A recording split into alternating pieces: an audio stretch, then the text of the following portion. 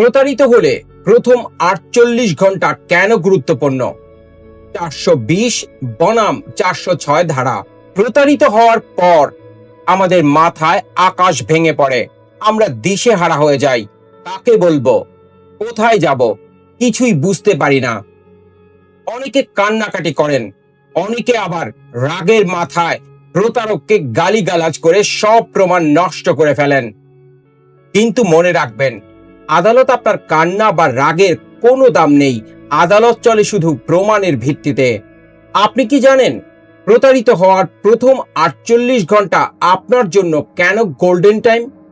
কারণ এই সময়ই প্রতারক আপনাকে ঠান্ডা করার জন্য মিথ্যে প্রতিশ্রুতি দেয়, আর আপনি সেই ফাঁদে পড়ে সময় নষ্ট করেন। আজকের এই ভিডিওতে আমি অ্যাডভোকেট পলাশ মণ্ডল আপনাদের শেখাবো কিভাবে আইনের সঠিক প্রয়োগ করে প্রতারকের পালানোর পথ বন্ধ করতে হয়।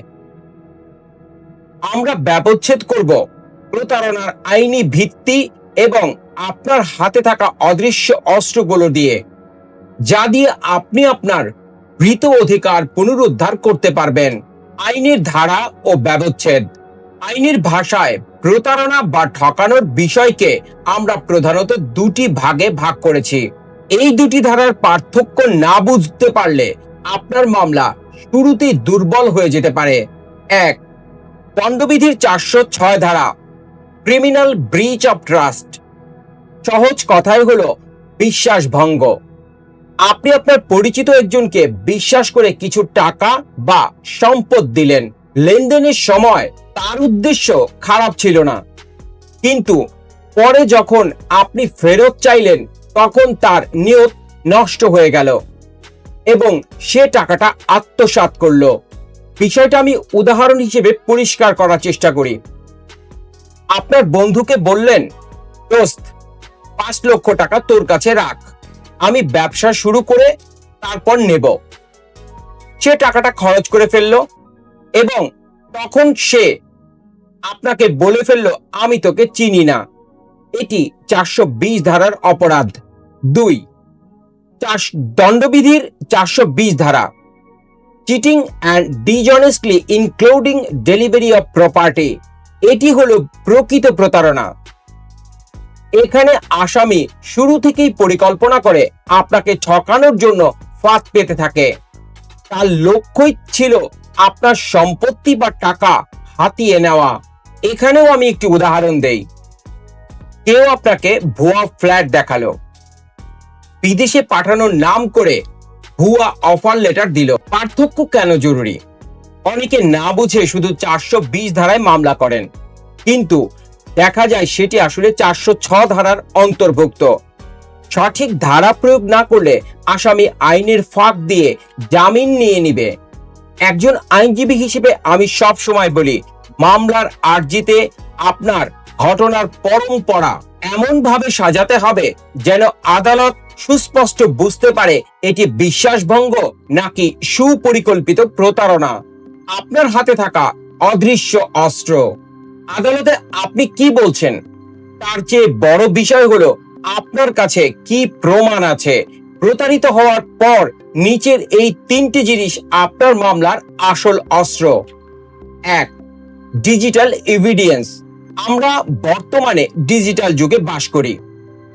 প্রতারকের সাথে আপনার হোয়াটসঅ্যাপের চ্যাট, মেসেঞ্জার কনভারসেশন বা ইমেল এগুলো ডিলিট করবেন না। অনেকে রাগের মাথায় ডিলিট করে দেন, যা সবচেয়ে বড় ভুল। এই চ্যাটগুলো স্ক্রিনশট নিন এবং সম্ভব হলে সেগুলোর ইউআরএল বা সোর্স সেভ করুন।